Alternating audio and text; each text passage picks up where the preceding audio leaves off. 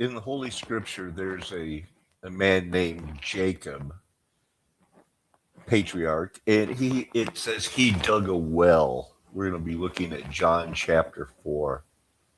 Hezekiah built a cistern. He built some wells, water connected, a possible connection between men of God providing water with the contrived plot of teaching the God of love will provide a future home where his body of believers will be provided to eternal drinking water that maintains, sustains human bodies after a metamorphic type spiritual restructuring of our physical bodies, allowing us to survive and thrive in the presence of that light of his glory. That is, we need to be changed. Welcome, everybody, to Mud Flood was Armageddon. The Mud Flood was the Armageddon. Don't let them tell you anything else. What I'm going to be doing is continuing my lifelong adult pursuit of ways to prove that everything Jesus Christ said in Scripture is true.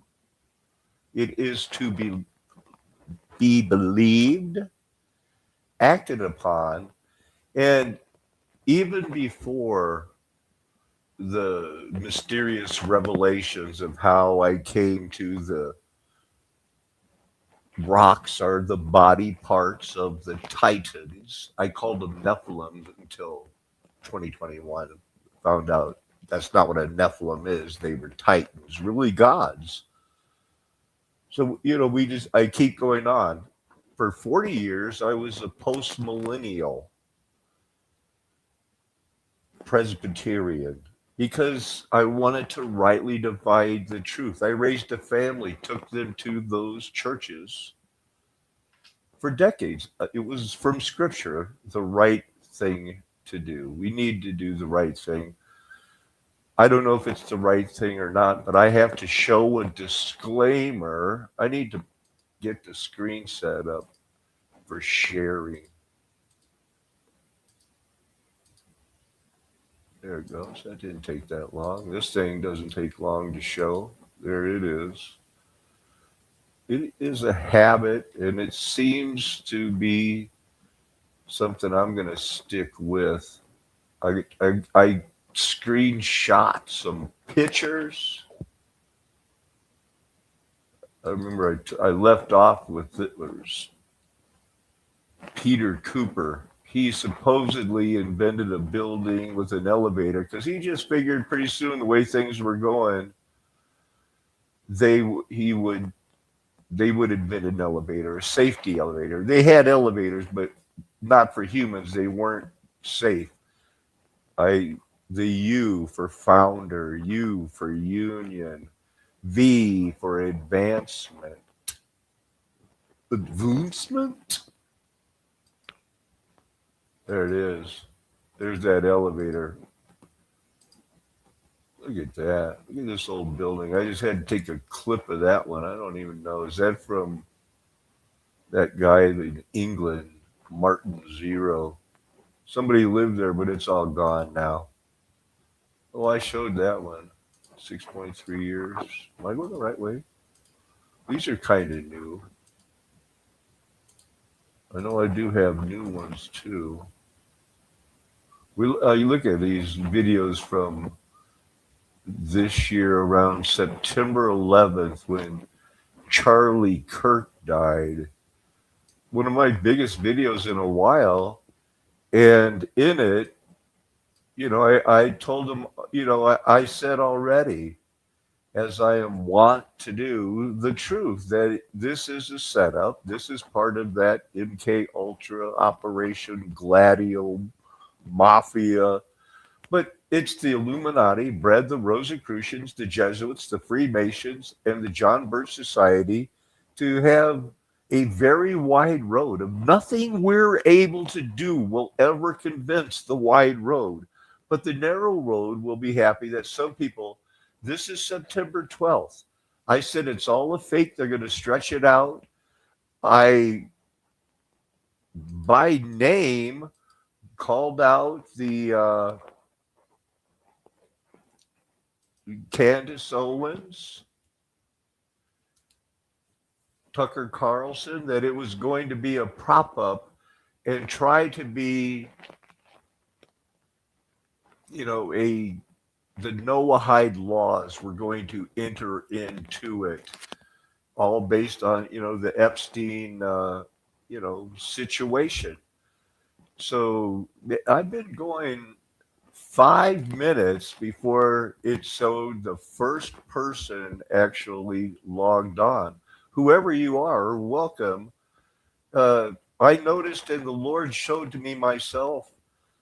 I was vision questing, and I was shown.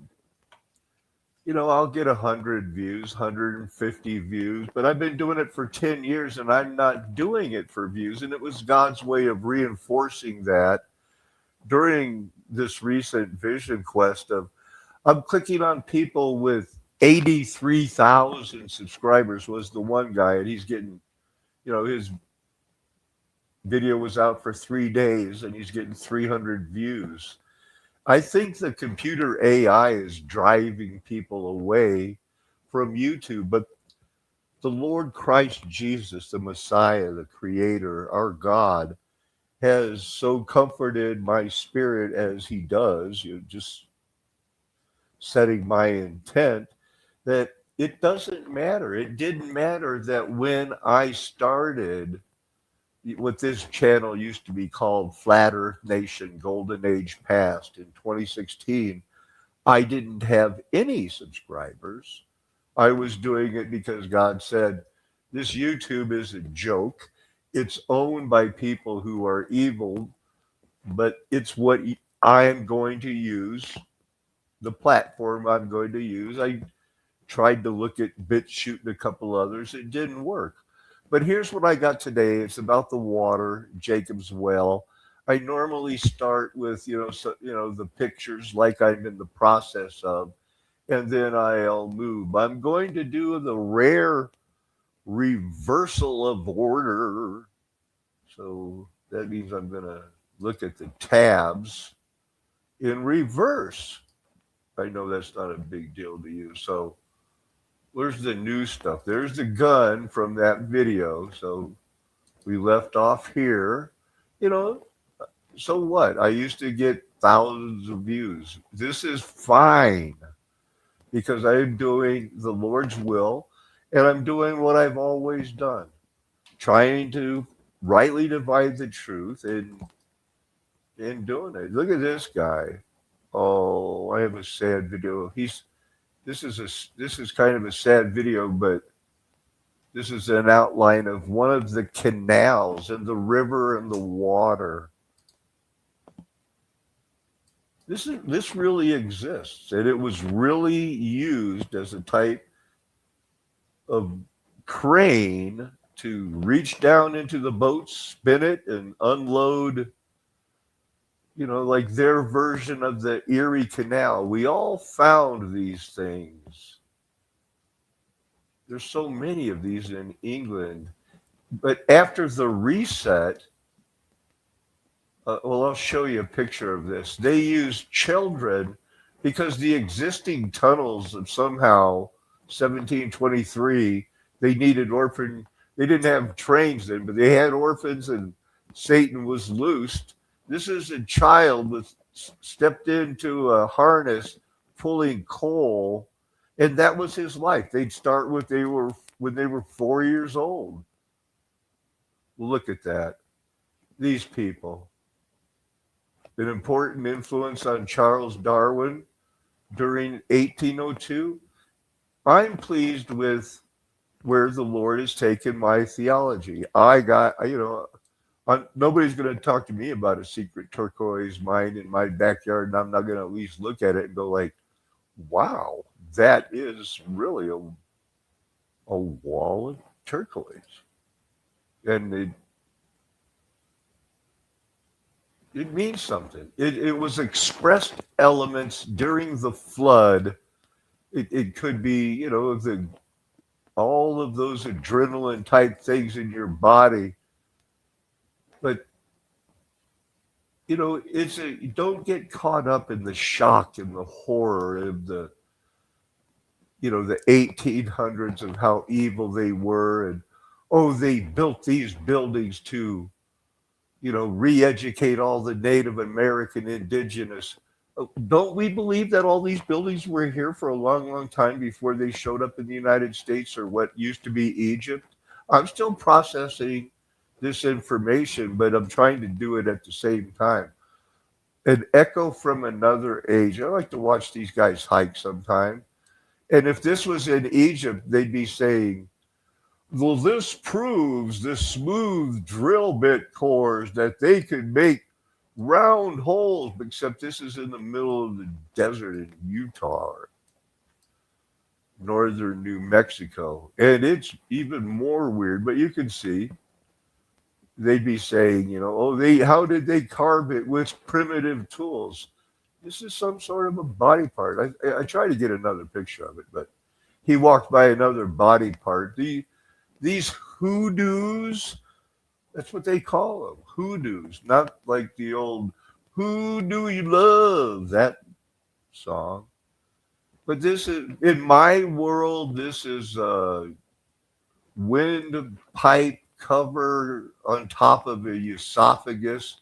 They're preserved a lot, where a lot of the heads of the old titans would be sticking up. These aren't the mountain titans.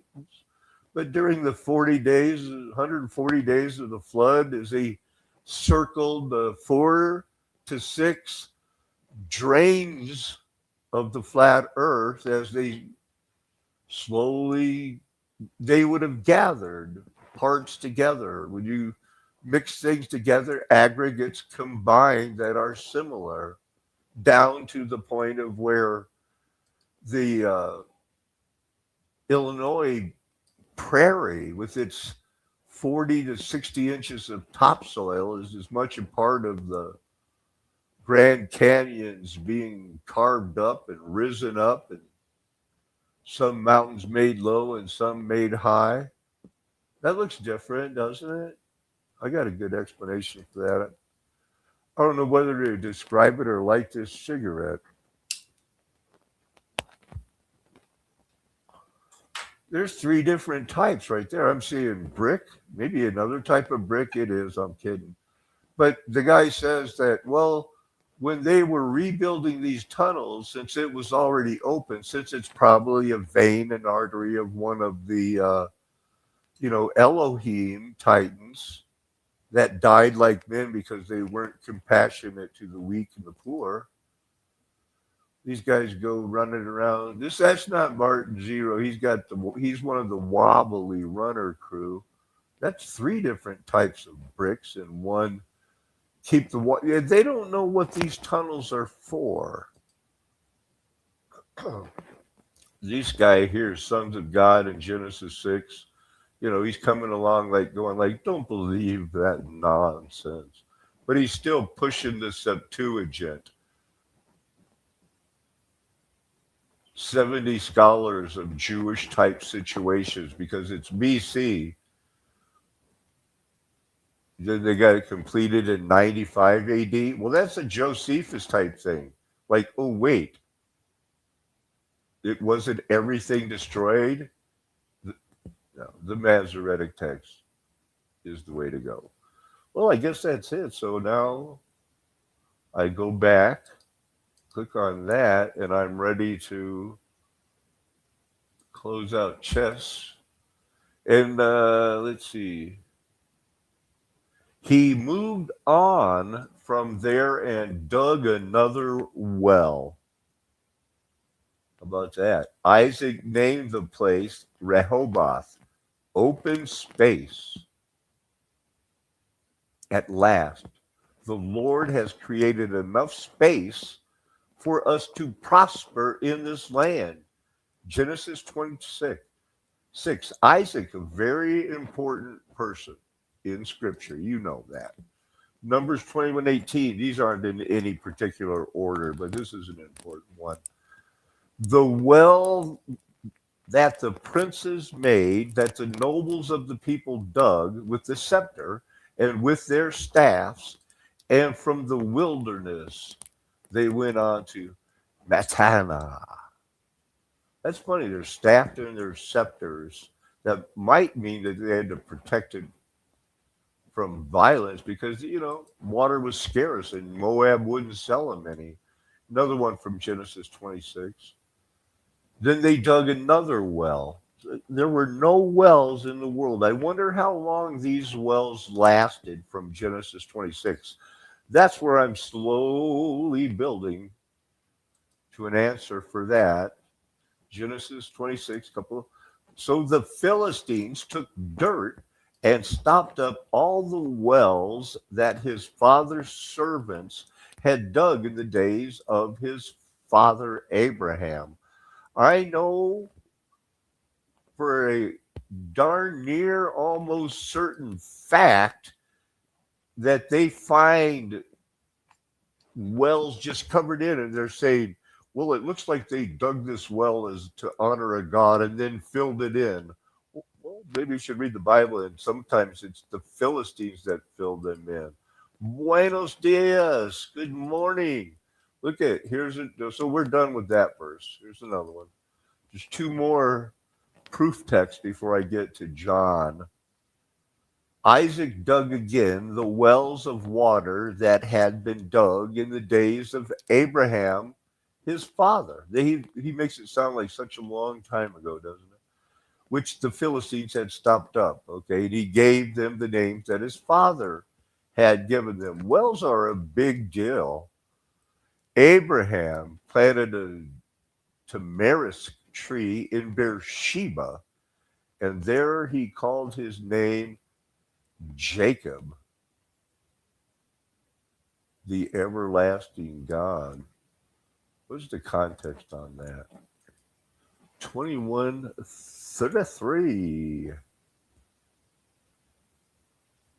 Abraham planted and God sojourned many days. Okay, this is where they swore an oath. This is the beginning of everything. And the takeaway situation, Jacob gave us this well. And then this is, he came to a town of Samaria, Sychar, near the field that Jacob had given to his son Joseph. Jacob's well was there. So Jesus, wearied as he was from his journey, was sitting beside the well. It was about the 6th hour. Here you go. If you knew the gift of God, it would be living water. Sir, you have nothing to draw the water. Are you greater than our father Jacob? He gave us the well and drank from it himself. And what's the debate? 4,000 or 5,000 years later, Jesus is there. They're still using that infrastructure. I tell you today, in the main, what they call desert regions, those wells are still providing after the millennium of Christ, thinking it, 5,000-6,000 years. It's the same things. He gave us the well. He drank from it himself. There are many wells that go back to that time, like the canals. This is a rebuild or it's not. I'm going to leave this open in case we want to go back to it. So to me, it seemed like something new, that like, oh yeah, it's the same well. It was the same importance of water. population increase, decline, wars, famine, pestilence, one thing remains consistent. Water is always going to be the sustainer of life. No way. So this guy's making a creek. He brought his creek to name it because in this area, people make creeks and they name them themselves. But I thought it was cute the way this young man in his innocence was saying, I'm a rock climber. I'm going to turn it up so you can hear it. The little kid thinks he's a rock climber. Rock climber.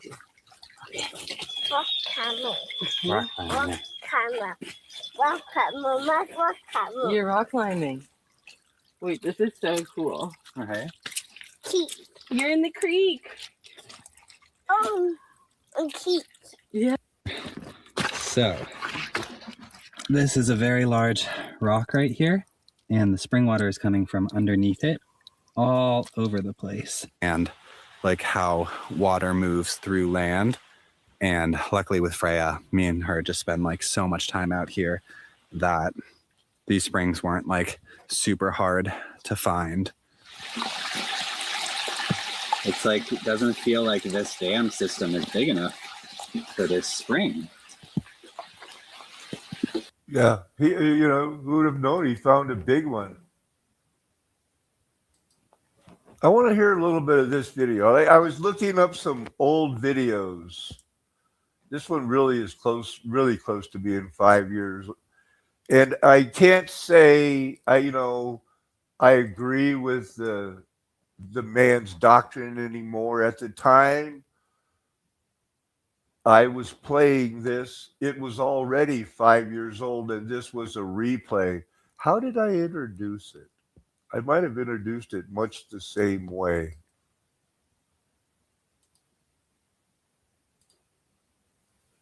Get through this. I'm going off of information that I used in a video that I made a few weeks ago. As I mentioned when I made this video, it was the only time in a long time I had not done first an audio check to make sure that the software was picking up the signal from my mic, and thus the video was not even recorded. Bummer. Do I explain how old it is? So now I'm going to share with what will be seen as an historic lesson in what I learned. And now you know where I've gone with it since 2017. And by the way, I need to order another one of these things from Peru. They're just handmade. And it's a turtle surrounded by turtles that's made of other turtles, and it's moved. Jonathan, the man teaching, has a wife and 2 young children, and he does the same thing as Static in the Attic. So that means he types in about a couple of years, he takes it to white power. But this was an important lesson for me. Too much about Genesis 1:1 and Genesis 1:2, although it seems to me thus far that there is a lot that we could talk about. Now, in my last video, I talked to you about the ongoing struggle I'm having with determining the exact meanings of the first directional word used in the Bible, which would be Kedem. That is most commonly thought to be east, but yet it is used so often to mean more ancient or eternal things, and the book is not closed on that yet, but I have to get on to this. It has been taught to everyone that I know. If it doesn't matter, it really doesn't matter, I don't think, what sect of Christian faith you were brought up in or where you currently reside. You have been taught this idea that Genesis chapter 1 is describing to us a 6-day creation. And that in Genesis chapter 2, what we're seeing is a going back and further detailing of day number 6 and then forward. The only problem with that is nearly everything structurally in what's being expressed in Genesis chapter 1 and what's being expressed in Genesis chapter 2. So I'm going to do my best to try to help you understand what the issue is. So we've got to start in 1:11. All right. No, 1:9. And it says, and I'm going to be reading again. This is mostly King James with Hebrew words added in wherever whoever designed this particular software decided that they should go, specific Hebrew words. Reading this at Q Bible, the Hebrew translation portion of Q Bible, is helpful for the person who is trying to first acquaint themselves with the Hebrew. So Genesis 1:9, and Elohim said, let the waters under the heaven, Shemaim, be gathered together unto one place, and let the dry land appear. And it was so. And Elohim called the dry land earth, and the gathering together the seas, the waters he called seas. Elohim saw that it was good. And 1:11, and Elohim said, let the earth bring forth grass, the herb yielding seed, and the fruit tree yielding fruit after its kind, whose seed is in itself upon the earth. And it was so. Now, thus far, I've found that these translations aren't terrible, but at the same time, they're not completely conveying, I believe, the description of what we see in the plant life. And as you get into the wording used and the characters within that wording, you'll see that some of these verses being translated into English may need to have been quite a bit longer to fully capture what's being communicated to us. So continuing on, and the earth brought forth grass and herb yielding after its kind, the tree yielding fruit, whose seed was in itself after its kind. And Elohim saw that it was tov, good. And the evening and morning were the 3rd day. 1:14, and Elohim said, let there be lights in the firmament of heaven to divide the day from the night, signs, seasons, days, and years. Let them be for lights in the firmament, heaven, the earth. It was so. And he made the stars also. He gave light upon the earth. The sun, it doesn't say sun, I'm sorry. One light for the day, one light for the night. He saw that it was good. Evening, morning, 4th day. Now, day 5. And remember, the only time we see a cardinal day is 1. The rest are ordinal days. They are listed as ordinal days. A 2nd day, a 3rd day, a 4th day. You can make what you want of that. But eventually, we will figure out why terms like that are being used. So in 1:20, and Elohim said, let the waters bring forth abundantly the moving creature that hath life, and fowl that fly above the earth in the open firmament of heaven. And Elohim created great whales and every living creature that moves, which the waters brought forth abundantly after their kind, and every winged fowl after its kind. And Elohim saw that it was good. Elohim blessed them, saying, be fruitful, multiply, fill the waters and the seas, let the fowl multiply in the earth. and the evening and the morning were the fifth day.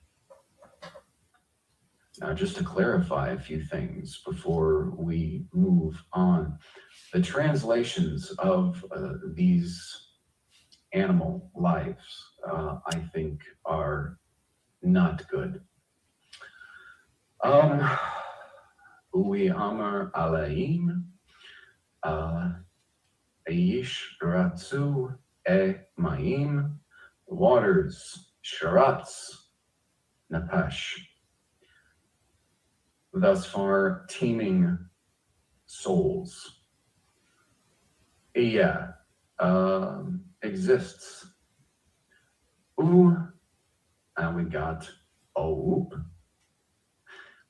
Eo Upap. So, the whole thing about fowls, if you do a cross-reference search on this word 5775, Oop, and then right after that, Eo Upap, flying. Okay, flying. They are creatures. They are Napash, they're souls. Iyai, existing. Iupap, flying. They're flyers flying. And there are some translations I found that actually has that flyers flying. I'm trying to clarify that because when they say fowls, people instantly think of birds. Birds are not the only thing that can fly. We're just talking about things that have the ability to fly. They exist in a sense over, as this says, over the face of the Shamayim, which is what's typically translated as heaven or sky. Maim being the root waters. And then I haven't figured out the sh yet. That looks almost like a W that is called shin today, depending on where the dot is. Anyways, so let's not get caught up in the fouls, okay? But more than that, what we're going to see in 120, 121, and 122, we're seeing flying things and things teeming in the waters. And then we also take just a minute to look at the Thuninum, which a lot of them say whales, a lot of them say sea monsters. Yeah, I think that what we're talking about is the creatures in the sea, which exist to this day, which are great, terrible creatures that he describes later in the word, specifically for the waters, one of them being Leviathan. So that's what we've got going on here. And it's the fifth day. And then if we pick up in 124, and Elohim said, let the earth bring forth the living creature. Now this is earth, Aretz.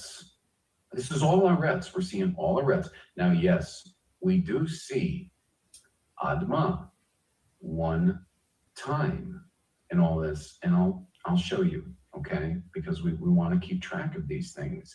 They're important because they're not the same. If they were the same, they'd have the same characters, they'd be the same word, and they'd be said in the same context. So they're not the same.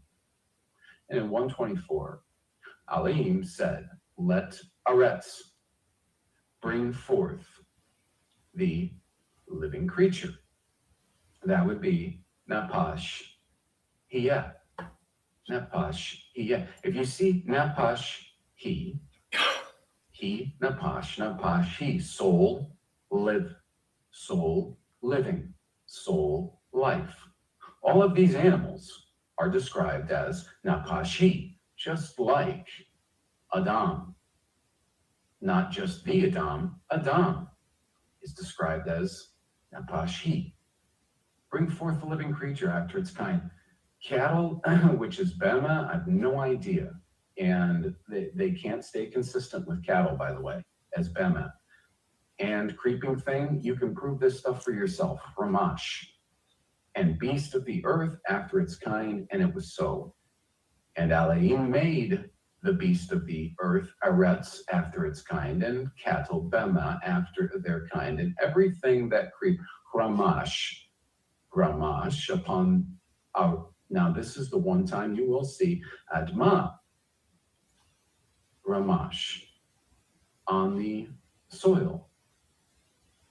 See, the soil, excuse me, the Adma is not Eretz, after his kind, and Elohim saw that it was Tob, good. And Elohim said, let us make man in our image, after our likeness, and let them have dominion over the fish of the sea. So we're going back to the word for teeming, because dag, which is used later for, let's see, right here, Dagath, sorry, there's Dagath. So it's teeming, you got Dagah, of the sea, over the fowl of the air, and over the cattle, over all the and Aretz. Now, stick with me here. There's a reason I'm actually going through all these things and telling you what these words are. All right, it's all going somewhere. The creeping things, so it's Ramash, upon the earth. Oftentimes the verb form and the noun form are virtually the same, with sometimes different prefixes or suffixes. See, you got something that's Ramash, and then the Masoretes just came along and said, well, in this instance, it should be pronounced Ramash, and in that instance, it should be pronounced Ramesh, because they said so. Now, so Elohim created man in his own image, in the image of Elohim created him, male and female created he them. And Elohim blessed them, and Elohim said to them, be fruitful, multiply, replenish the earth, subdue it, have dominion over the fish, it's Dega, of the sea, and over the Oub of the air, and over every living thing that moves upon the earth. So man, it does say Adam, that is the Hebrew word for man. Anyone who is a man can be called Adam. So he tells them to have dominion over all. Adam is the Napashi that was made to have dominion on the earth. And Elohim said, behold, I have given you every herb-bearing seed which is upon the face of the earth, and every tree in which there is a fruit of a tree yielding seed. To you it shall be for meat, and to every beast of the earth, and to every fowl of the air, and to everything that creeps upon the earth wherein there is life. I've given every green herb for meat. And it was so. And Elohim saw everything that he made, and behold, it was very good. And the evening and the morning were the sixth day. Now, if you go to Genesis chapter 2, first it describes the rest of Elohim. Then, about Genesis 2:4, we see first the name Yahweh appear. And it starts out and it says, now, these are the generations, the Funade, the heavens and the earth when they were created, in the day that Yahweh Elohim made the earth and the heavens. Now, here's where the English starts to confuse people. And every plant of the field before it was in the earth, and every herb of the field before it grew, for Yahweh Elohim had not caused it to rain upon the earth, and there was not a man to till the ground. Stop. Ask questions. First off, herb of the field. We're going to start in Genesis 2:5, seeing this word Shaddai. we have not seen Shaddai in Genesis 1. Now, Oshab, and we may see one other. We have, so Oshab, Shaddai, and this is what eSword is great for. So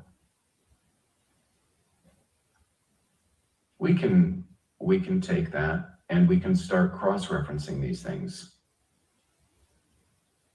Genesis, geez, I just punched in that, Oshab.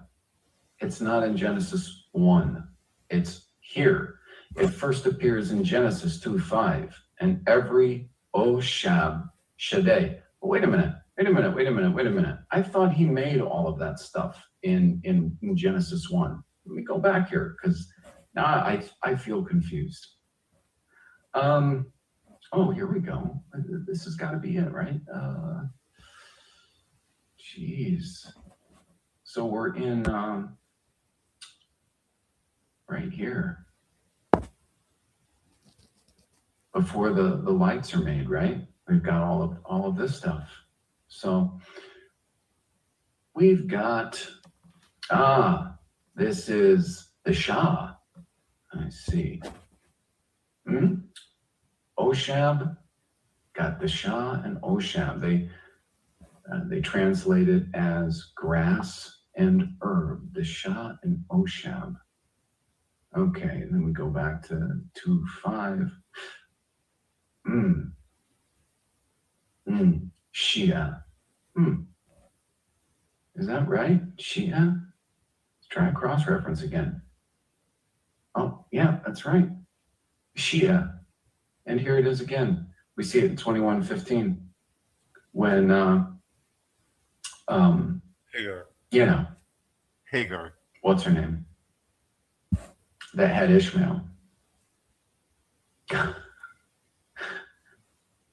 Hagar, I think. I completely forgot her name. When she's with Ishmael, which Ishmael was actually a lot older than you think when they ran off.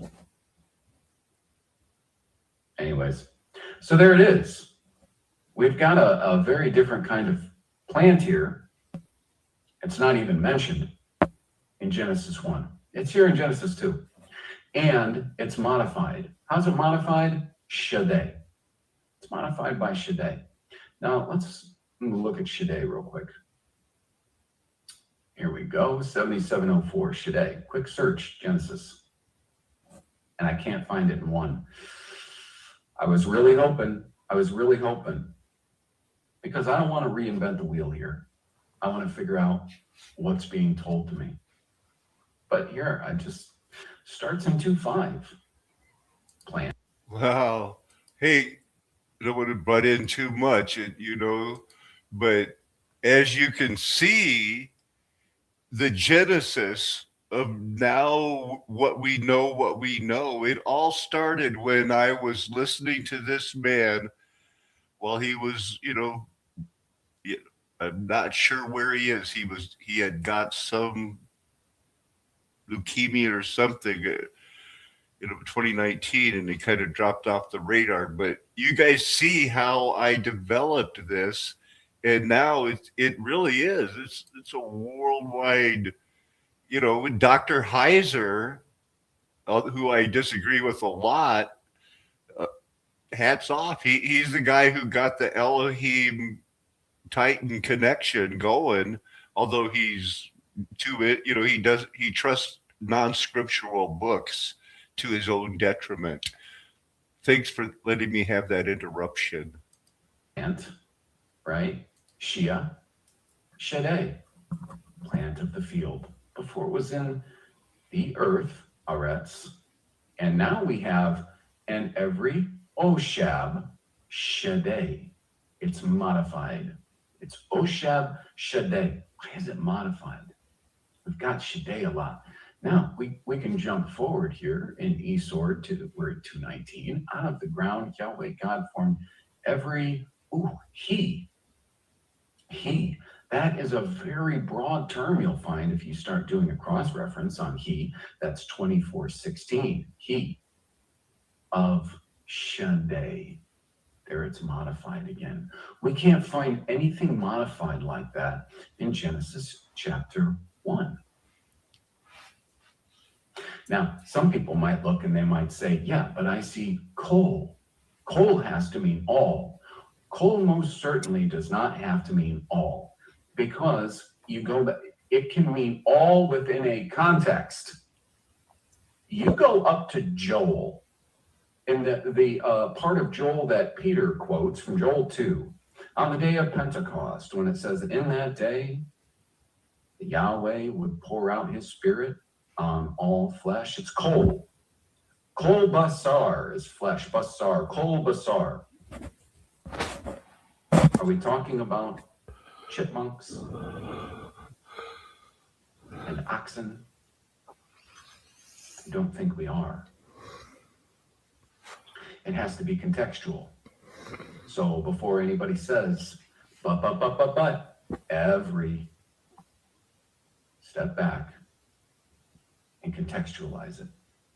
So again, we're seeing this modified Shaddai. I'm pretty sure that was a shot against the newly arrived and instantly popular Rob Skiba, who has a ton of videos where he just screams, the word all means all every time. We have the he, Shaddai. All of the lives of Shaddai. And in 220, again, we have the he, Shaddai. This is important. This is important that we have this modifier, Shaddai, because what we do is we have this modifier, Shaddai, and then we see it again in 3:14. Anyways, this is all very important because that modifier is not in 1, and it is in 2. And for instance, when I said stop, full stop at Genesis 2:5, because we need to think about that for a second. All of us have been taught that when we read in English, and every plant of the field before it was in the earth, and every herb of the field before it grew, for Yahweh Elohim had not caused it to rain upon the earth, and there was not a man to till the ground. Now it is interesting that just before it says these are the generations of Shemaim and Aretz when they were created. In the day that Yahweh Elohim made the earth and the heavens, in the day, we need to seriously consider what this Yom means and contextualize it, and have nothing but contempt and suspicion of everything the Masoretes have fed us. So, we've got this issue. There was not a man to till the ground. So, what portion of that are we supposed to be emphasizing? Are we supposed to be emphasizing there was not a man? What is? No, I'm not bored with my background. Get out of here. Get out of here. I don't know why they're doing that while I'm making a video. So are we supposed to emphasize that there was not a man? Or are we supposed to read the entire statement that there was not a man to till the ground? There were men, but there was not a specific sort of man made to till the ground, to bring forth the Shia, Shaddai, the vegetation of the Shaddai. Now, you can cross-reference Shaddai. I recommend that you do. And I believe what you will find in general is that when you see Shaddai, it is going to be a term that modifies anything that it appears with to be of a character that is, in a sense, domestic. If you can boil it down to one word, domestic. Now, you might find a few bumps in the road as you go, but consider the translations, the translators, and what is being said around that word. But the bulk, the weight of what you will find with Shaddai is going to be something that absolutely eludes, if not denotes, domestic. Domestic. Domestic vegetation. How about domestic lives? He Shaddai. Domestic. Different than all the lives and all the plants and wild animals. And do I dare say wild men made in Genesis 1? Now, before you accuse me of everything from blasphemy to hate speech, you better be able to prove conclusively your position. Because I'm just looking for what it is that this document is really saying. So if Genesis chapter 2 is just a retelling of Genesis chapter 1, as we've been taught, what I'm confused about, more than the fact that, the thing about Shia not showing up in Genesis 1, or the modifier Shaddai not showing up in Genesis 1, Yahweh, Elohim not causing it to rain yet upon the earth. Why would that be mentionable if it was just day 6? Why would that be mentionable? Just ask yourself that. What's the point? If it's day 6, I'm not sure I completely understand what the point of mentioning that there wasn't rain. It hadn't rained. It hadn't rained in 5 days. Well, let me see. Honestly, what do we got? We got light on 1. We've got the firmament on 2. We've got the dry land appearing on 3 and the seas gathering into their places. We've got the heavenly lights on 4. We've got the plant life all being made on 5. And then essentially man and earth beast, earth life made on 6. But yet for some good reason, the great God who wrote this through his servant Moses, decided it was very important to let us know that on day 6 it hadn't rained yet. Now, I'm a little excited because I just think it would be best to think these things through instead of just digesting all of the dogma that we've been taught, that the people who taught us were taught, and so on and so forth and so on and so forth. Let's back up and let's think about it. He hadn't caused it to rain yet. By day 6, why does that matter? If you've got a better explanation, you can go ahead and put it in the comments. I don't censor comments. Now, there wasn't a man to till the ground. Again, it's being modified. Not there wasn't a man. It doesn't say there wasn't a man. It's modified. There wasn't a man to till the ground. There wasn't a certain kind of man. I never said better. I never said worse. I said there wasn't a certain kind of man. That's what I said. There was a mist that went up from the earth and watered the whole face of Adamah, the soil, so that all of that plant life from Genesis 1 could grow and could thrive. And it did. But none of that special plant life, Shia, none of that was growing. Why? At Shia Shaddai, there wasn't a man, a certain kind of man, to till, to work the ground. The word is servant, to be a servant of the ground, to bring forth those things. Certain kind of man. It doesn't say there was a man. And now, starting in Genesis 2:7, and Yahweh Elohim formed Adam, the man. What man? Oh, all men. Oh, wait a minute.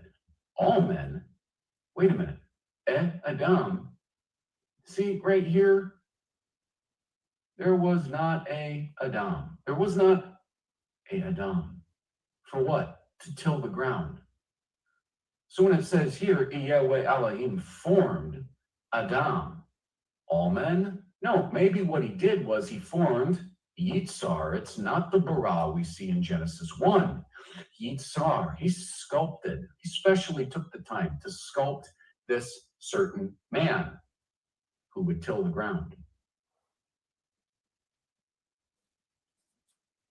Maybe that's why we have Adam in 1 and Adam in 2, because Adam means man. So Yitzhar sculpted the man to till the ground. So to till Adamah, ground, not Eretz, the earth. Adamah, special man, specific man, okay? So he formed Adamah of the dust, and it's a part of the Adamah, and breathed into his nostrils the breath of life. And man became, here it is, he, Nabash. He became he, Nabash, living soul. Interesting. I'm being struck by how much Nephesh sounds like Nephilim, where Nephilim just means a mighty male, a big man, a guy in charge. People would say, let's keep him in charge. It's Nabashi in 1, but I digress. Genesis 2:8, and Yahweh Elohim planted a gun. Here we go, Adam, right? Oden. And there he put Adam, who he had Yitzhar sculpted. And out of the ground made Yahweh Elohim to grow every tree. Now we have tree. Adamah, out of the Adamah. This is the same ground. This is soil. This is earth. This is what things grow from. This is the top part. This is the good stuff that good stuff grows from. And every tree, we have oats, that is pleasant to the sight and good for food. The tree of life, also in the midst of the Gan and the tree of knowledge of good and evil. We won't get into the wording of those things. For now, let's just say that those things are okay in this context because we're not proving those things here. We're not proving anything. We're proving what it is that the text says. That's all I'm doing. And then we have the river, right? Ner. We don't know if that's a river. We know it's a waterway. It's some sort of water. It went out of Odin to water 4 heads. And then we go into the 4 heads, right? Now, after we get out of the 4 heads of the river, and those are all very important. Those contain vastly valuable information. They certainly do, but we're going to skip over that because that's not what our main focus is here. We're going to jump right up to 2:15 and continue there. So 2:15, and Yahweh Elohim took the man, put him into the Gan Oden, to dress and keep it, because this Adam was made special for a specific purpose. And Yahweh Elohim commanded the man, saying, of every tree of God you can freely eat, but of the tree of knowledge of good and evil you shall not eat of it, for in the day that you eat thereof you'll surely die. This commandment not to be found in Genesis chapter 1.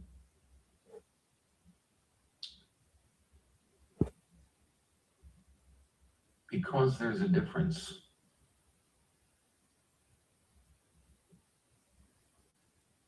Just because both the Adam of 1 and the Adam of 2 are told what they may eat does not make them the same. 2:18, and Yahweh Elohim said, it's not good for that man to be alone. I'll make him a help suitable for him. Now here's where I get confused again, because it's easy to confuse me. I'm not that smart. 2:19, now out of the Adamah,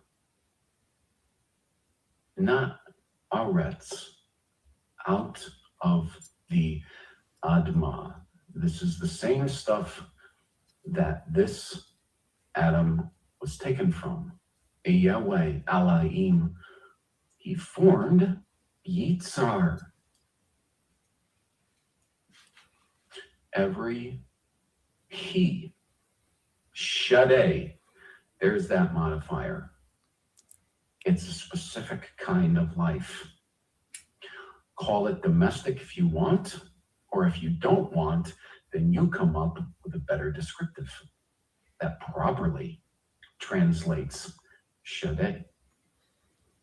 And every Aub, Shamayim, remember, every, that's kol. Kol doesn't always mean all. Kol is in context. I will pour out my spirit on kol basar, all flesh. So, are we talking about animals, birds, fish? Or when all flesh, does that mean man? Consider these things, and brought them unto Adam to see what he would call them. And whatsoever Adam called every living creature, that was the name thereof. So, and he gave names to all the cattle. This is 2:20. It says cattle, but it's Bema. I'm not sure that Bema is cattle. But every fowl of the air, every he, Shaddai. But for Adam, there was not found a help suitable for him. I'm so confused because in Genesis 1, I just read this. So you could understand after I show you, you can understand why I'm so confused. I'm not smart. Right here on the 6th day, it says, Elohim said, let the earth bring forth he, Nabash, after its kind, right? Behma, which they say is cattle and creeping thing and beast of the earth, after its kind, and it was so. It happened right there, 124. It happened.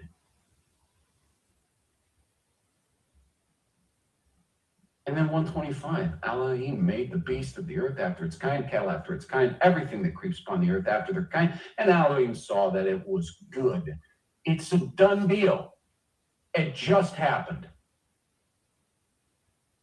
126, and Elohim said, let us make man in our image. Wait a second.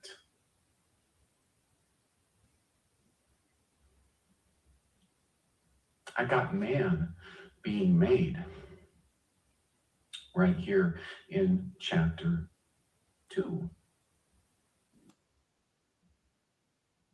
And what is it? I'm sorry. Chapter 2:7. I get confused. I told you it's easy to confuse me. Not that smart. 2:7, he made man. But if I go forward, in 2:19, it says, out of the ground, Yahweh Elohim formed every beast of the field and every fowl of the air and brought them unto Adam to see what he would call them. Are you guys seeing a problem? In one, all those, right? They were made, correct, and it was a done deal. Now, And then- remember at this time, and I want to, hopefully my volume is turned on. At this time, none of us knew anything about, like, oh man, it could be the Nephilim, or now there's the Titans, because the Nephilim can be saved. They're humans. They were on Noah's Ark. So this is good stuff. It's a good reminder for me, and I'm loving it. Then he says, let us make man in our image after our likeness. After it was a done deal, it happened. After he makes man. Genesis 2, what does he do? Well, first off, he makes man from the Adamah. And then in 2:19, he makes these he, Shaddai, from the Adamah. And he's making them after man.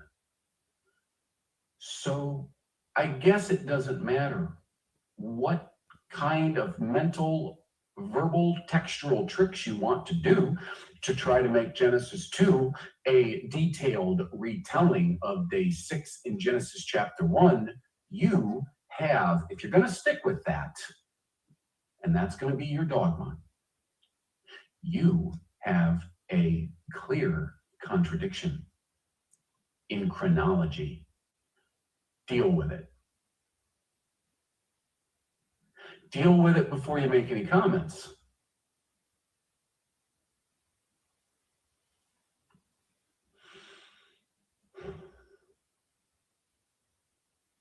Does anybody else out there find it to be interesting that Yahweh Elohim said it's not good for that Adam to be alone? I'll make him a help suitable for him. And out of Adamah, Yahweh Elohim formed every he, Shaddai.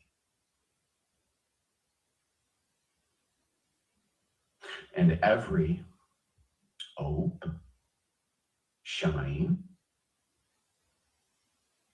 He brought him to Adam to see what he'd call him, or whatsoever Adam called every Hinapash.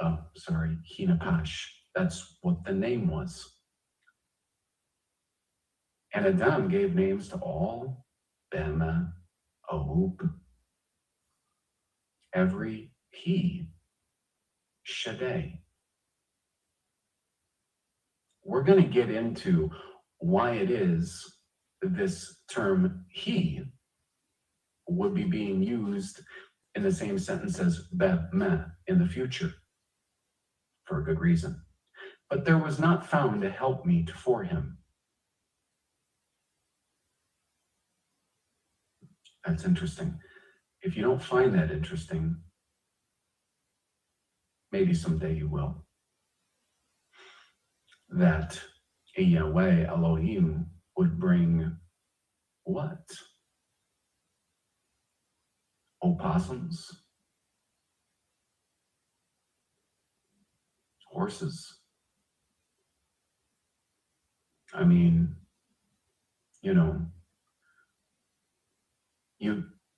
I have a hard time thinking that what he was doing was trying to match those things up with Adam. But that's another video. That's something different. And Yahweh Elohim, he caused the deep sleep to fall upon Adam. He slept.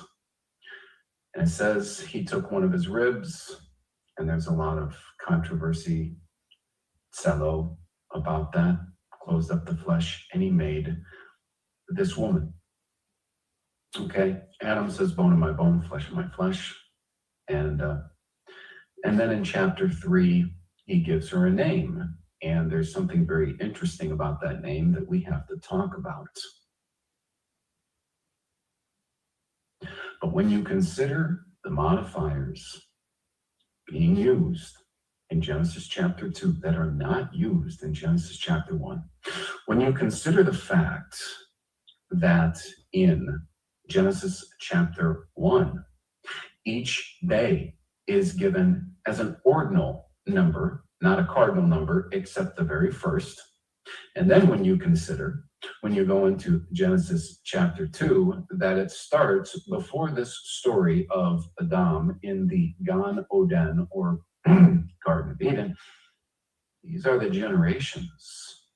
These are generations of the heaven and earth when they were created, in the day that Yahweh Elohim made the earth and the heavens. That's that whole story we've seen so far up to that point.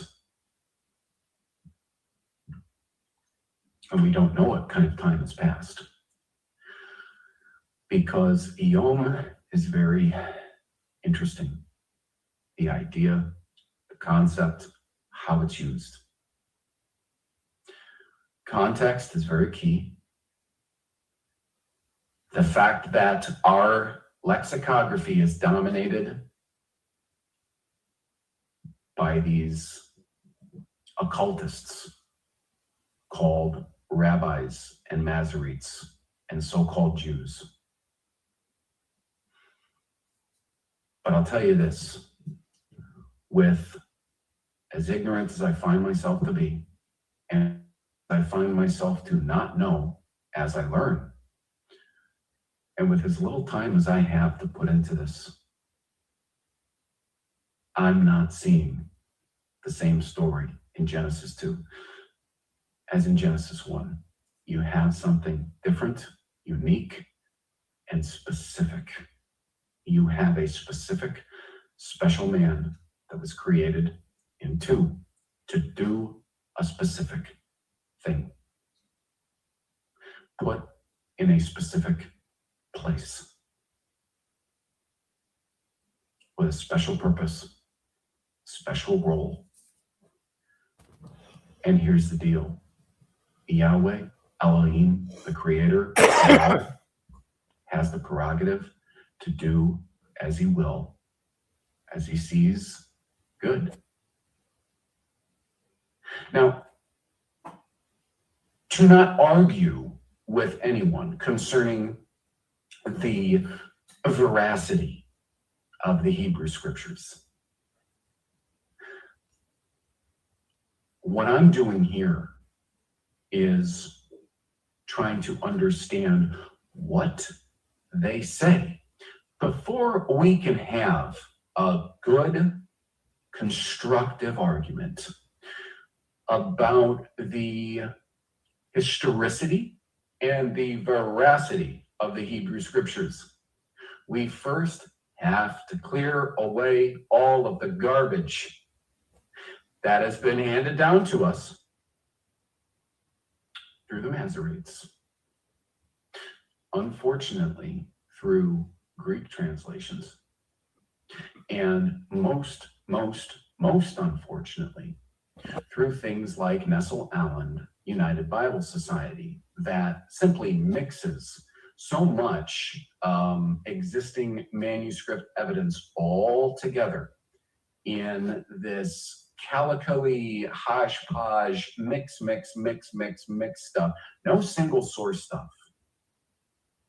There are actually a number of single source manuscripts, but what I'm trying to tell you is we've got man messing around with these documents ad nauseum. We have to first determine what the documents say before we can have a good constructive argument on their historicity. and the person responsible for them, or people, if that's what you believe.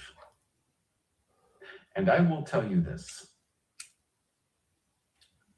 If I found good evidence with my feeble mind that is so utterly imperfect, that showed me that this was all a sham. For any of you who understand the extraordinary tribal, ethnocentric nature of those people that call themselves Jews, and you have equated the Hebrew scriptures with them, the first thing you have to do is stop that, because they have done nothing but malign the reputation of the Hebrew scriptures and the God thereof with their behavior, and by even having the gall, the nerve to call themselves the house of Judah. And they ain't got any proof. Just like their fiat language, just like their Masoretic pukey nikud, they don't have any proof that they have any relationship to the house of Judah or the house of Israel. Don't confuse the two. If a horse calls itself an apple, you're likely to not believe it.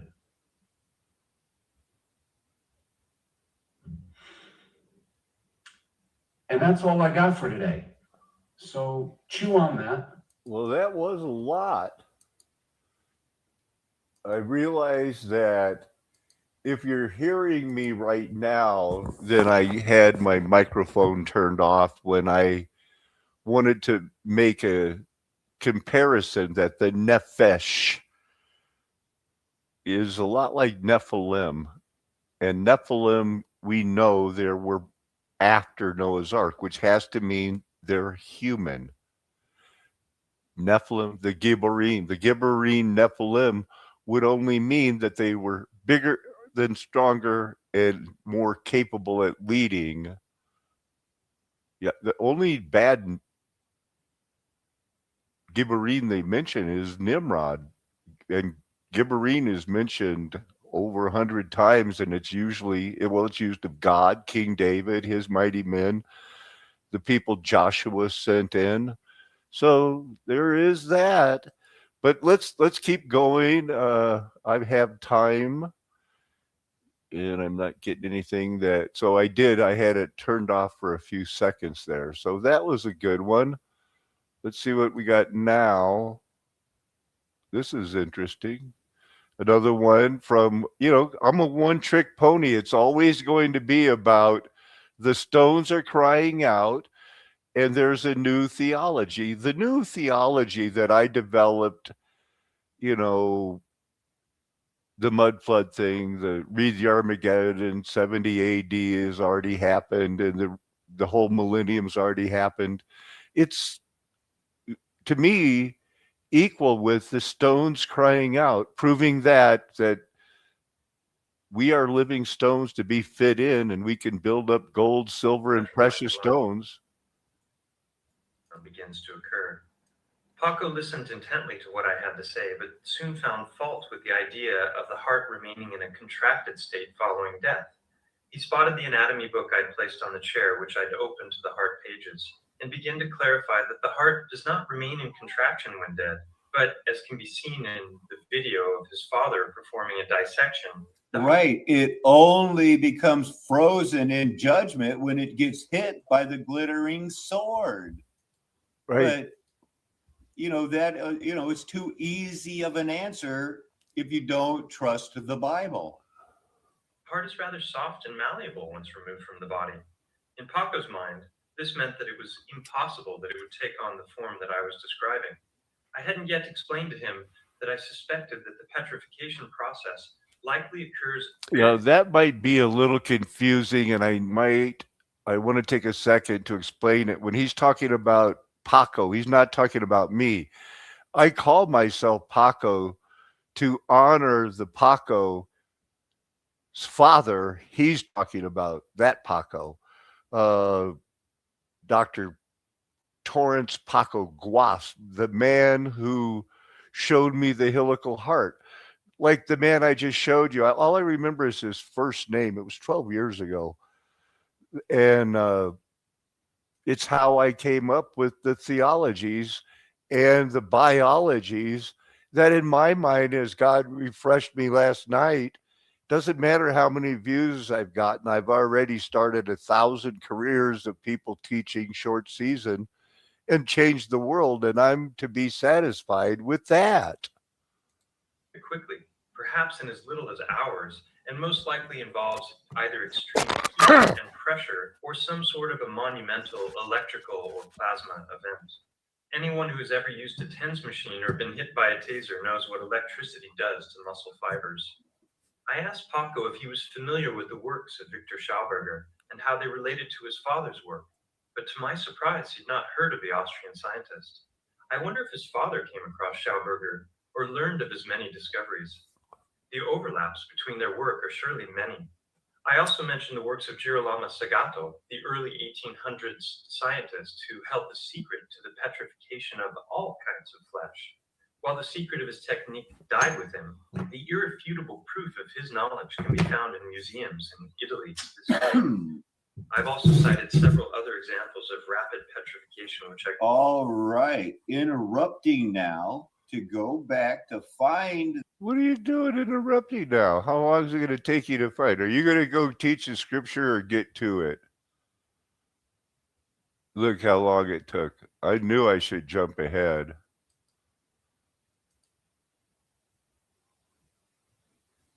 What are you saying? There's your Roman concrete recipe right there. Are we looking at pictures? Bioluminescence.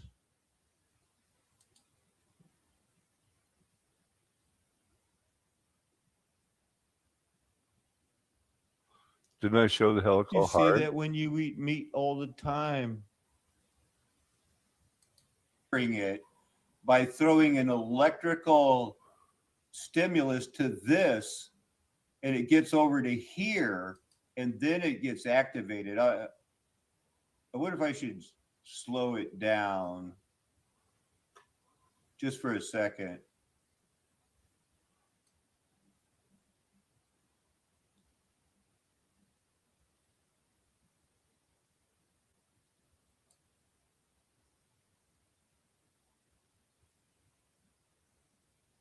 So it's a lot of wireless activity going on in there in the heart, because I know you're a person, you're a soul, but you're a magnet too. You are a magnet boy. Constricted and dilated. We learned that from William Harvey, and it turns out that the spiral formation of the heart makes the heart twist and untwist. And when it twists and untwists, the twisting is for ejection, the untwisting is for emptying. So once you understand that formation, you begin to understand what you see on an example of how the heart works. And in general, we have in the past looked at the cavity of the heart, but not the walls. And with the magnetic resonance imaging, we began to look at the walls. And suddenly you understand that the heart has an apex which stays still. And the way it works is that it twists and thickens and untwists and lengthens. So our concept of the heart filling and emptying by constriction and dilatation is a trick. Look at the cavity of the heart, but not the walls. And with the magnetic resonance imaging, we began to look at the walls. And suddenly you understand that the heart has an apex. See this part here that comes back and around, and this is that tube that runs outside the heart that leaves those marks I was telling you about. This is the part that remains completely steady. Now keep your eye, remember that because I'm gonna.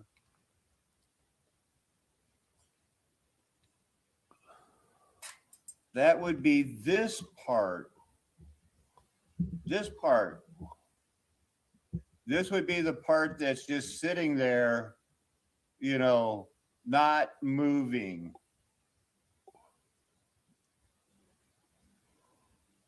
And this part here is the part that's going Twist it. This is going to pump it in, pump it in, pump it in. So it's why it's sealed off there, because it doesn't want backflow. Doesn't want it backflow. So when that flaps open all the way open, you can catch it as a Rosetta Stone. It looks like, not the Rosetta Stone, the Roswell Stone. It looks like the Roswell Stone when it gets caught in full flappage. And so this is be oriented like this, with this part here not moving and this part doing that hole. See, this was caught in a, pretty close to a full.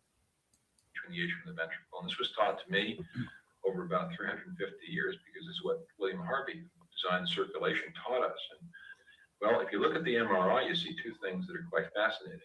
First, you see it constrict and shorten and thicken to eject. And then you see it change its orientation and untwist and lengthens, and the cavity of the heart changes its size before the valves open. And because of that change in the size of the cavity compared to the blood within it, as the blood's the same, it creates suction. And with the suction, you can watch the blood on the MRI get sucked into the ventricle, and you can see that 90% of filling occurs during that initial phase, even though the pressure difference is tiny. It's not a pressure phenomenon, it's a suction phenomenon. So with understanding the nature of how the loops twist and untwist, you understand two things.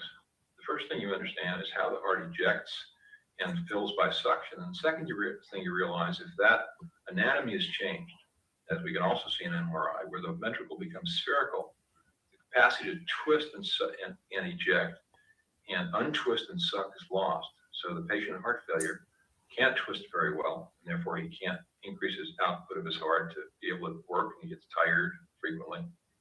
And more importantly, he can't untwist to suck the blood back. If it doesn't untwist to take the blood back. So that's pretty good. What do we got here? Lama was struck by the techniques of mummification of corpses and tried to steal their secrets. Oh. His experiments were often hindered by the medical health authorities of Florence, who judged his studies contrary to any professional ethics. Some accused him of having forged ties with Egyptian sorcerers to have the magic formulas that allowed him to carry out the petrification. Ooh, Yikes, did he that's do weird. that? There he is. I wonder what this picture is here.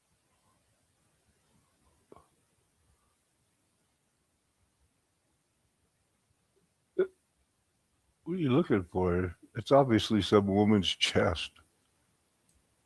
Oh, Here's some petrified human bones. So they say.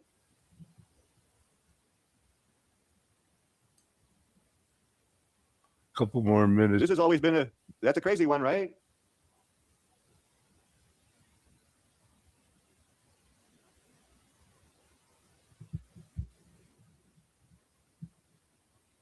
Recently, I was teaching in a church about the origin of man and the age of the earth. In a question and answer period, someone asked, how long does it take to make a fossil? Using two examples, I explained that it doesn't take that long. One example was a felt hat left in a mine. 50 years later, the mine was opened up to discover that his hat had turned into a fossil.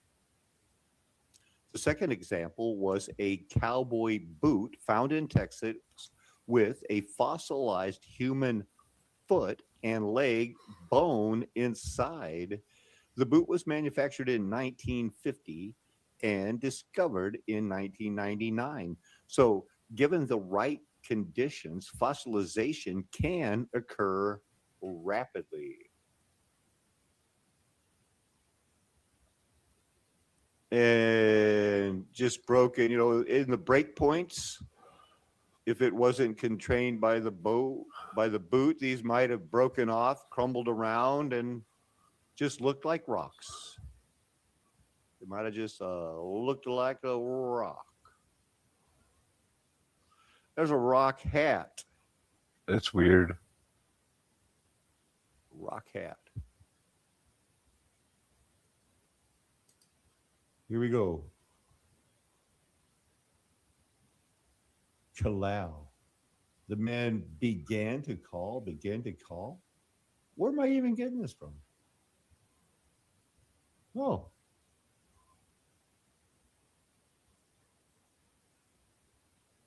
Okay. What? Began. So they began to do this.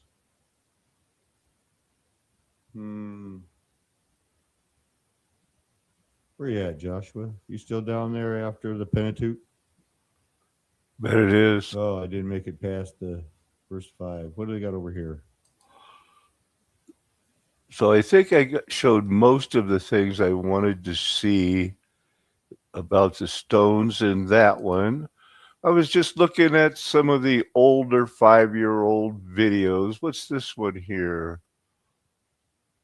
Two creations. Huh. I have this part saved. I wonder if it's about it, because Rob Skiba came out teaching some false doctrine, bringing the Enoch, Dr. Heiser. You know, things changed almost immediately about 2018, 2019. And I went over a little review of this 4 years ago. People got mad. They love that guy. And they somehow, it was similar to Yeshua or Yahweh, and they transformed that name. I don't know. Like I said, I got that. Remember this 4 years ago? Now, Big Pig Slapper Oink. It's just one of those reminders of how some people use you. They start their own channel and then they just go bad. Look like this.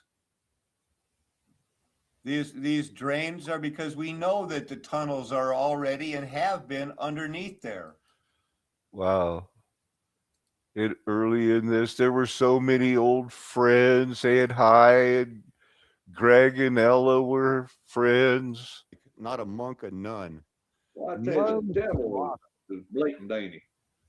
You know, it's kind of quaint in its demonic, satanic kind of way. What's up with these people in the world? I'm telling you. I know, man.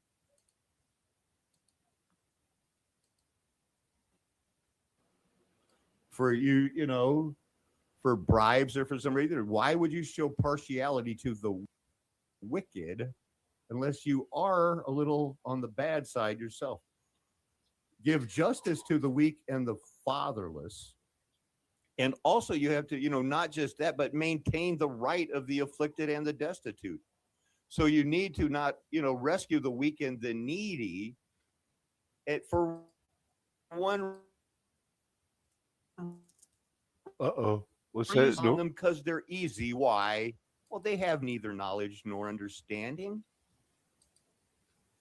They know not what they do. They walk about in darkness, not knowing what they do. Their eyes having not been opened, their ears not unplugged. All the foundations of the earth are shaken. Why wouldn't they be confused? They have neither knowledge nor understanding.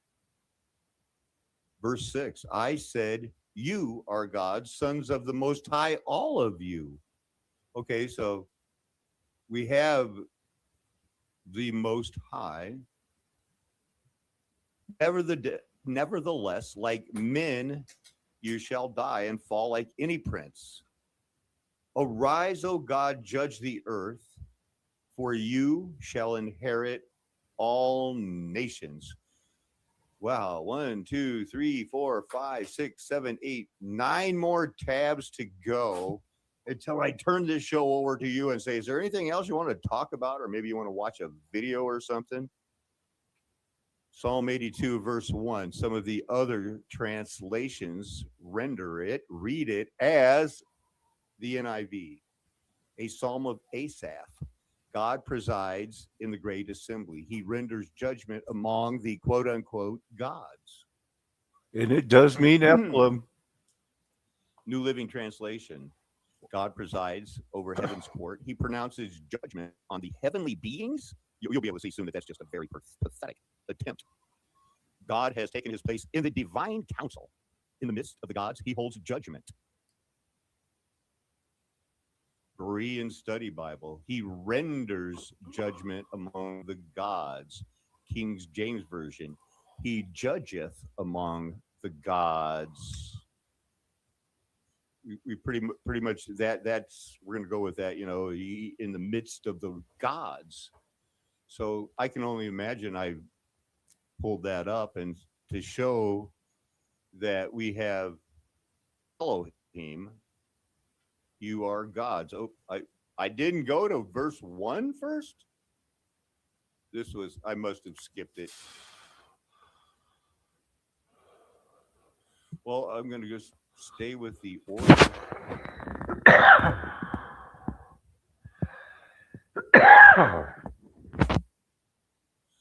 Elohim. In the beginning, God. You know, they don't want to put gods in it there. Do they ever put gods, plural, in it? Where does it say you're going to be gods? Is it only in Genesis Psalm 10. 82? They'll become like us, Is that where that myth came from? knowing good and evil.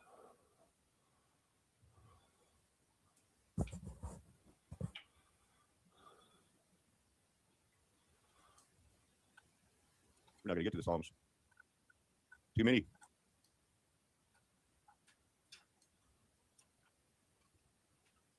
Walk down these and see what I had here. This is the verses that have the Most High.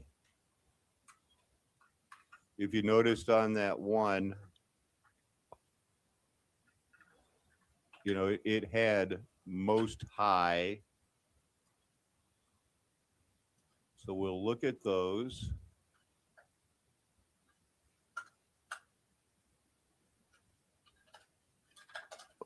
You had it. Let's go back to 82:1.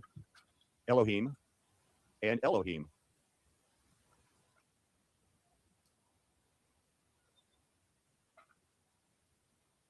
All right. So it's the same word.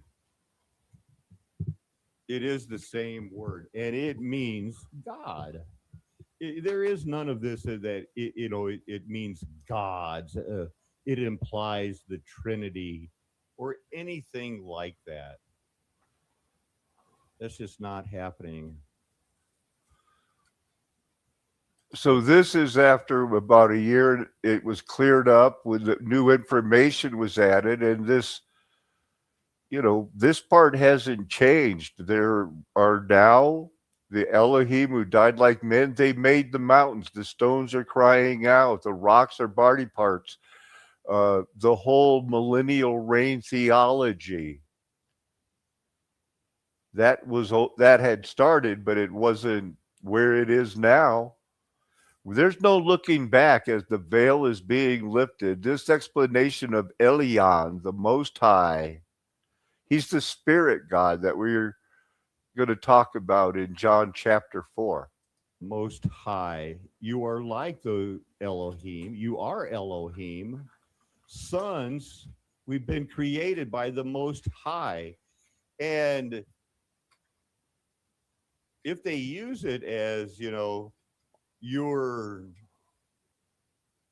you know, going to do, you know, we're not Jesus Christ. We are never going to be creator gods, but we are eternal beings. And this is not our home. Better is one day in his courts than 1,000 Elsewhere. here. Fahrenheit and a pressure of 643 pounds per square inch. You is.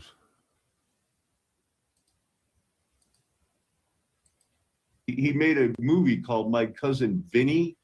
That's an old one. I've seen that a couple of times. Here's his character No time going wasted. over what's happening in the world today, pretending he's still that lawyer Vinny who, if it was funny because he, unless his paralegal girlfriend helped him, he was the worst lawyer ever. Okay, folks, I'm keeping this one clean today to reach a broader audience. But don't worry, I'll be back again tomorrow with Lester and our usual F-bomb session. All right, folks, Counsel Vinny Gambini here. And today I'm stepping in, not just as your favorite cousin, but as a legal observer with a very specific question. What exactly are they trying to hide?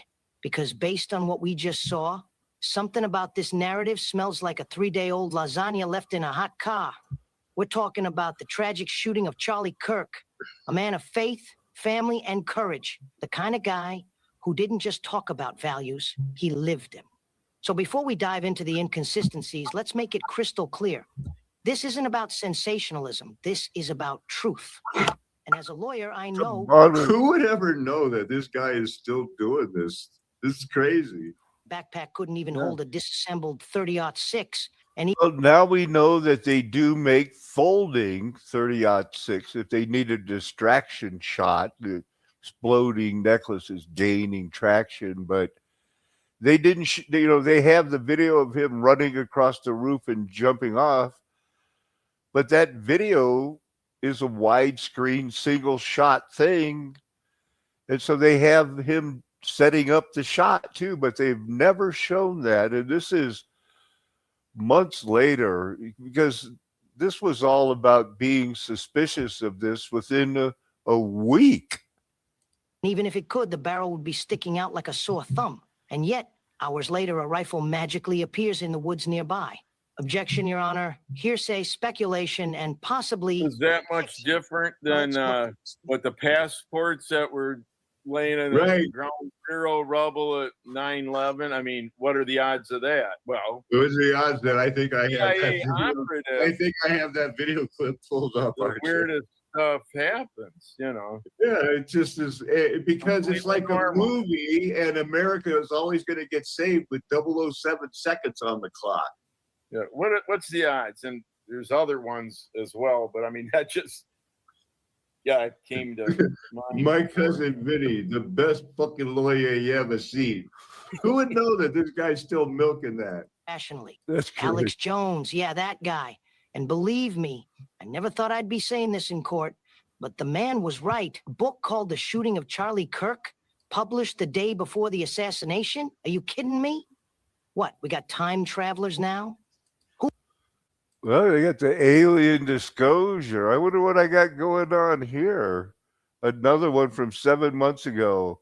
I was trying to prove something back then about it's a Rosicrucian John Birch Jesuit plot to prop up Tucker Carlson and Candace Owens as the great Roman Catholic examples of acceptors of Noahide law. I wonder if I came across here. I do not want you lukewarm. I don't think I'd cover that in the monologue. This is the Fabians. So I talk about the rifle. Her famous husband, Frankenstein. bigamist husband. It is. More of it is constantly being printed, losing value, and eventually loses its purchasing power, making it worthless. Some people say that. So an entity that can act independently within the government has the power to control the country's, the nation's money, print as much or create from thin air as much as they want. But you knew that the central bank is the institution that controls the country's money. How did that happen? The Federal Reserve in the United States in 1971. Yeah, I was alive. It's not that long ago. A dollar could be exchanged for its worth in gold. Now it's like $3,000 an ounce. So this is from last night. It's getting a lot of traction for Do Re Mi, you know, not usually the most unshadow banned man. Hey, check this out. Here's some crazy things.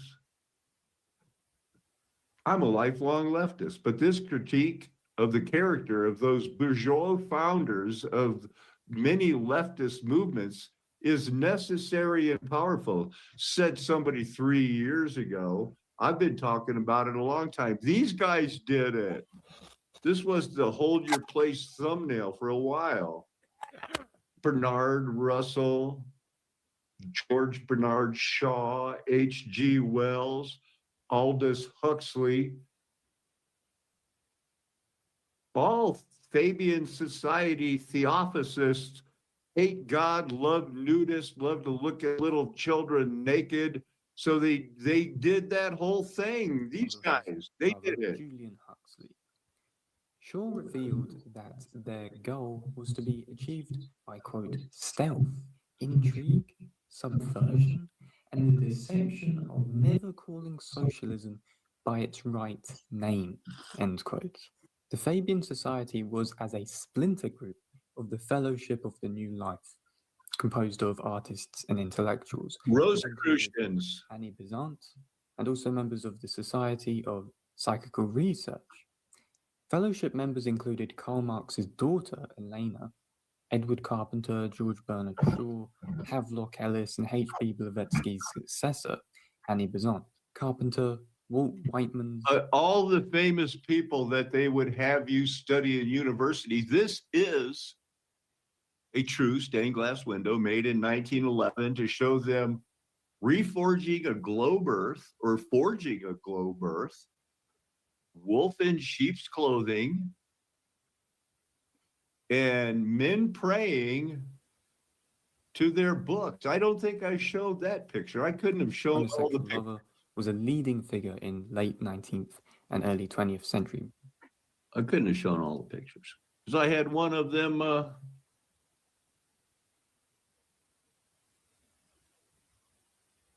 Society was genetically inferior.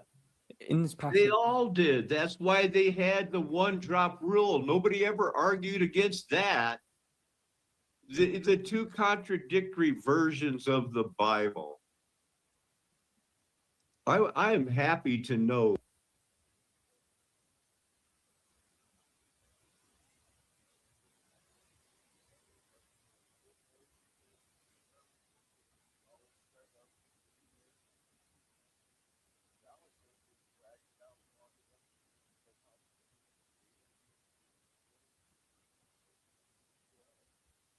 Queen on the throne of England, down with the Habsburgs. The French Revolution was what he says secret societies planned it. Now, he was in the Jesuit, the Society of Jesus, commonly known as the Jesuits.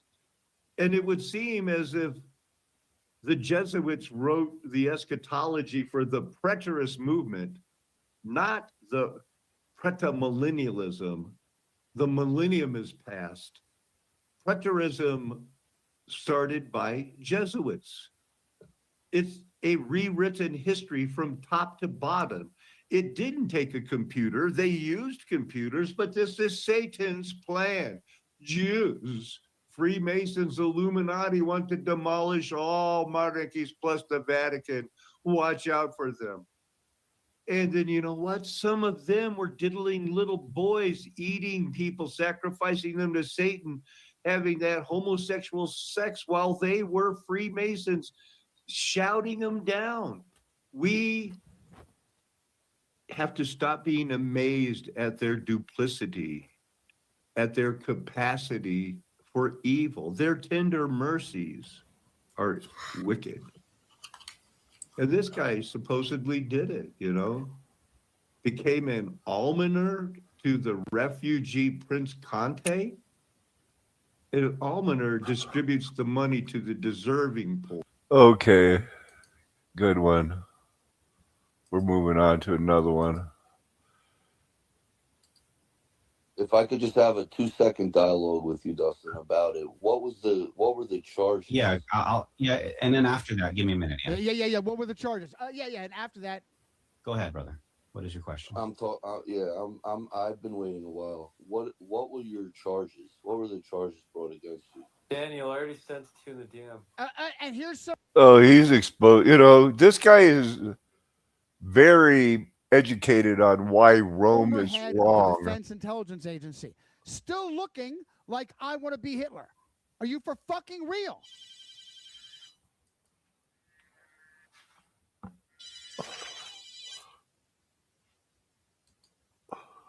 Are you for real? I knew the gambles. I'm not with them anymore. I used to be the Q. I'm not Q anymore. I used to be for Trump. I'm not with Trump anymore. Anywhere that he gets pinned down, he backpedals. Let's do one more of this exact same paradigm. I will save the debunking of the warped scriptures for last. That's the most important.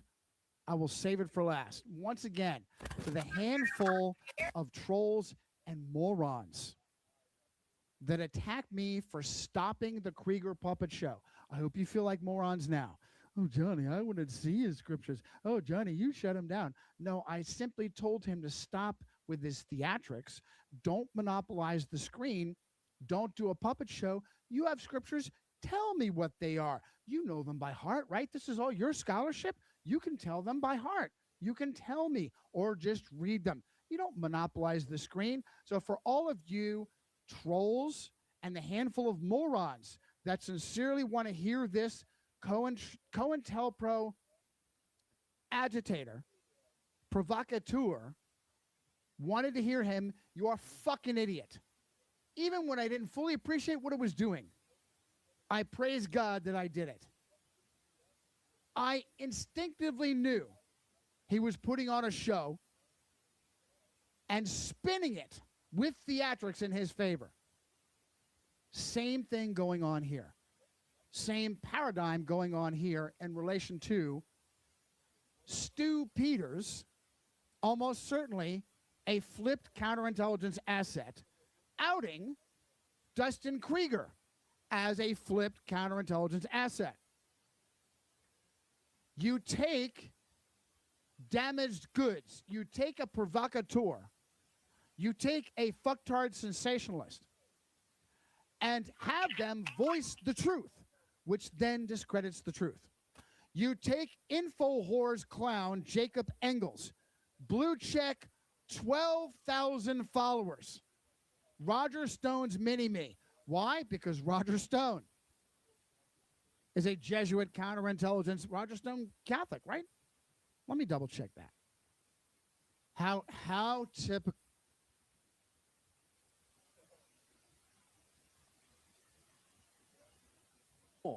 In the mine, and he spent 12 hours a day down the mine, and he only ever saw daylight on Sundays. Astonishing. And he got beaten for falling asleep. Absolutely incredible. William Richards, aged 7.5. I have been down about 3 years. God, he was 4. When I first went down, I couldn't keep my eyes open. I don't fall asleep now. I smokes my pipe, smokes half a quarter a week. This little fellow was intelligent and good-humoured. His cap was furnished with the usual Collier candlestick, and his pipe stuck familiarly in his buttonhole. 7.5. My goodness. I can only assume that this has been modelled to life size, and this waist belt here is too small for an adult. It's got to be for a child. Can you imagine? 12 hours a day. And some of these kids were 4 when they started. And there's a girl called Sarah, she was 8. And she says she works in the total dark all day. Absolutely shocking. Shocking, isn't it? My goodness. And I have to say this, the upper class, like Francis Egerton, made their millions on the backs of children and women and men working in awful conditions. Goodness me. Now I'm making that assumption, and I might be wrong, because he inherited mines, or he bought the mines, I can't remember which, and maybe he changed things. But I have a feeling he didn't. Up these steps, there's inset metallic names. Walkden, Moseley Common, Ellesmere, Fanpit, Little Hulton, Ashton's Field, Buckley Lane, Brackley, and Dixon Green. Now, this is a wild stab in the dark, but I think they're names of mine tunnels. we were reading a signboard just over here. And I asked Karen, how many miles of tunnel do you reckon there might be? And she came up with the answer 10. And had I not read beforehand, I'd have thought, yeah, maybe. It's a lot, isn't it? 10 miles. 52 miles of tunnel here in this mine. And dug by hand. And largely by children and women and men in the dark. Maybe with a candle. That's shocking. Absolutely shocking. Wow.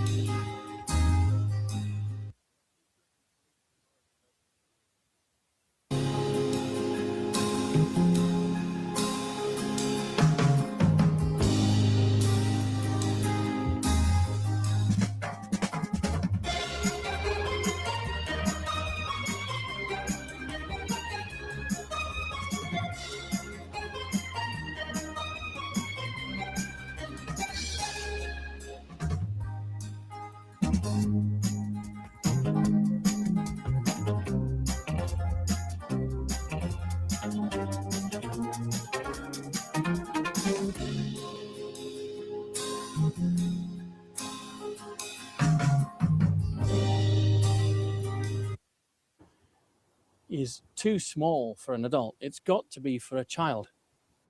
Can you imagine? 12 hours a day. And some of these kids were 4 when they started. And there was a girl called Sarah. She was 8. And she says she works in the total dark all day. Absolutely shocking. Shocking, isn't it? My goodness.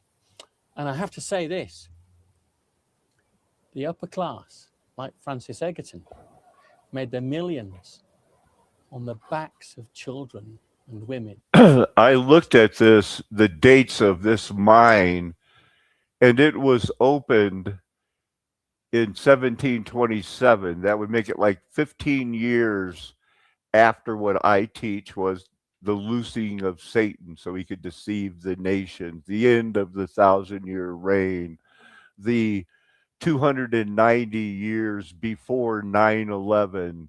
9/11 in my theology starts the last 45 years where it says in Daniel 12 verse 13, blessed are those who make the 1335. And men working in awful conditions. Goodness me. Now I'm making that assumption, and I might be wrong, because he inherited mines or he bought the mines, I can't remember which, and maybe he changed things. But I have a feeling he didn't. Up these steps, there's inset metallic names. There was one part where he describes some of what they said on the stones. Wanted you to see this part too. This was a hatch that allowed boats to unload directly to the road. Looking from above, the 2 arms leading into the Delf are clear. You can see just how these 2 arms, with their arches through the road, permitted the boat traffic in and out of the Delf. The strange-looking orange structure on the hard-standing or Delf Island is a modern-day interpretation of the Delf crane that was used for loading and unloading the mine boats. It looks strangely modern and out of place, but it is actually very close as to how the crane looked. There is a link in the description to the original drawing, and here it is. If some of you are recently joining, I know people are coming in and out, but at the very beginning, I talked about how when the Lord Christ Messiah was talking to the woman at the well in a very deep conversation, he was explaining, that this is the living water. And she said, but this is Jacob's well. He drank of it and we're still using it. They were still using these, I think, all the way through the 1,000-year reign And when Satan got loose, that's when the big stinks happened and they couldn't figure it out. And let's use the children. It's a messed up world. Is on screen.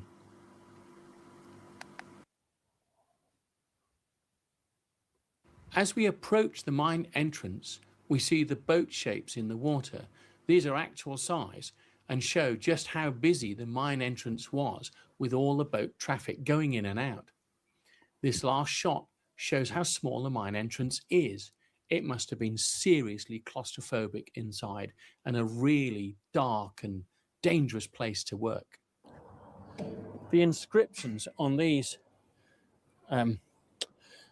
bronze slabs of coal are really, really heartrending. It says here, where possible, pit ponies were used to carry the coal.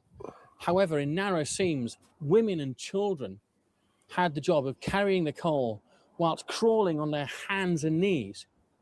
Children were chained, belted, harnessed like dogs in a go-kart, black saturated with wet and more than half naked, crawling on their hands and feet and dragging their heavy loads behind them. They present an appearance undesirably disgusting and unnatural. And this is something from the Children's Employment Commission report. My God, when we used to tell our kids to go do their homework, imagine if we said, hey, we got your job. There's another one here, and it's about a little boy, and his job was to hold and close a door in the mine, and he spent 12 hours a day down the mine, and he only ever saw daylight on Sundays. Astonishing. And he got beaten for falling asleep.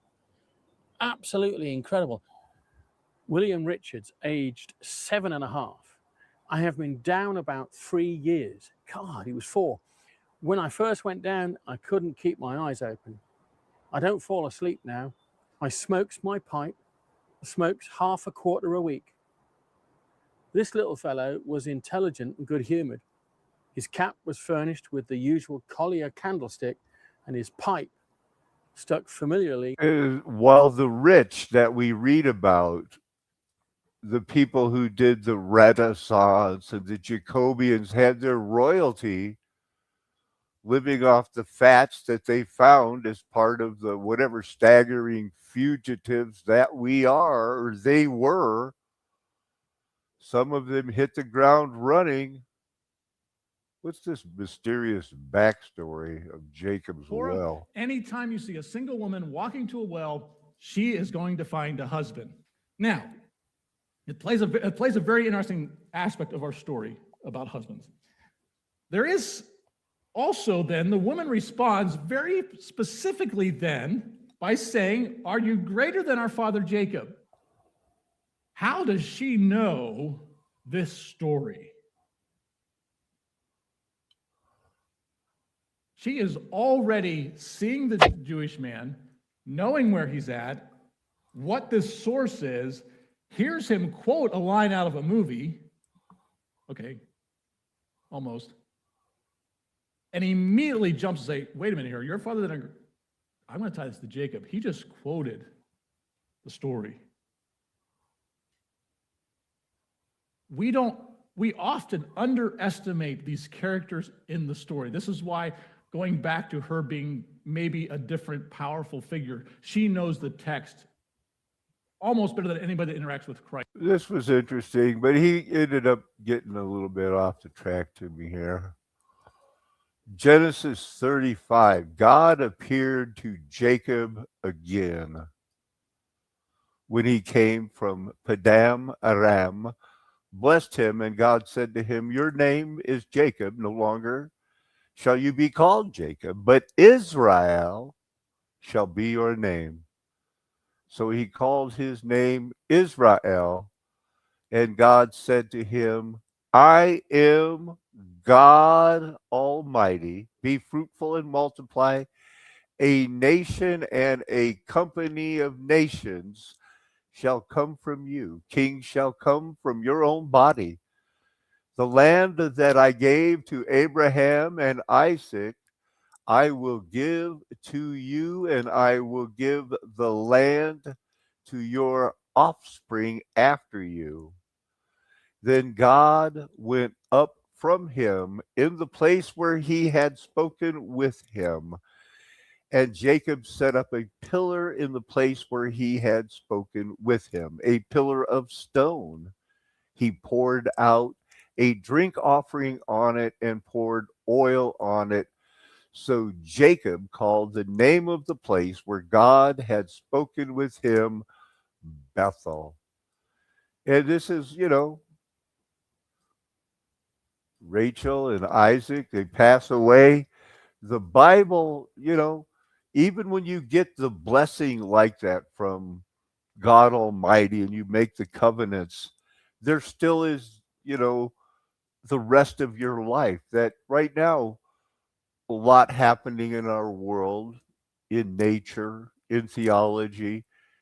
The setup is obvious to us. We know the wide road is going to stay wide. So it is the scripture that matters. The books of the Bible, there's a lot to study there. There's a lot covered in these last 2 hours. And I